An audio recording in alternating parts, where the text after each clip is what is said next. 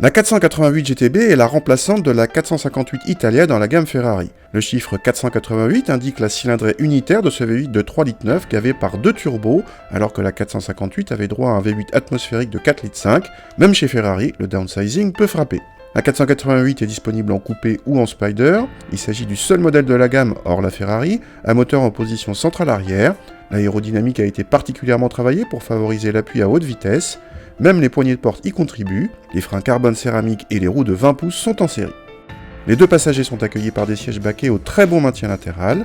La planche de bord est ici garnie de cuir et de carbone, mais vous pouvez bien sûr la personnaliser. Le levier de vitesse est remplacé par ses touches et ses palettes au volant. Ce dernier comporte en plus les commandes de clignotant ou d'essuie-glace, déroutant au début, mais on s'habitue vite. Au centre du combiné, le compte tours, dont la zone rouge débute à 8000 tours, 1000 tours plus tôt que dans la 458. Les écrans de gauche et droite peuvent afficher différents menus. Le coffre à l'avant affiche un petit 230 décimètres cubes. Contactez le V8 émet une sonorité moins rageuse que celui de la 458, mais rassurez-vous, il reste du son. Ferrari a particulièrement travaillé pour que le temps de réponse des turbos soit le plus court possible. Résultat, un V8 qui reprend très fort dès 2000 tours et pousse sans discontinuer jusqu'à 8000 tours. Les performances sont ahurissantes avec le 0 à 200 annoncé en 8 secondes 3 et 19 secondes mesurées au kilomètre départ arrêté. Ça pousse très fort. En face, heureusement, le freinage est impeccable par sa puissance et son endurance, même si on aurait aimé un peu plus de mordant.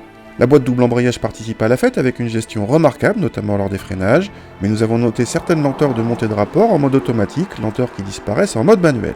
Le châssis rappelle celui de la 458, c'est-à-dire une quasi-perfection, tant pour l'efficacité, la précision, l'équilibre, la facilité et même un certain confort. Seule une petite tendance à copier la route pourra en gêner certains. Pour finir, la 488 GTB coûte 220 000 €.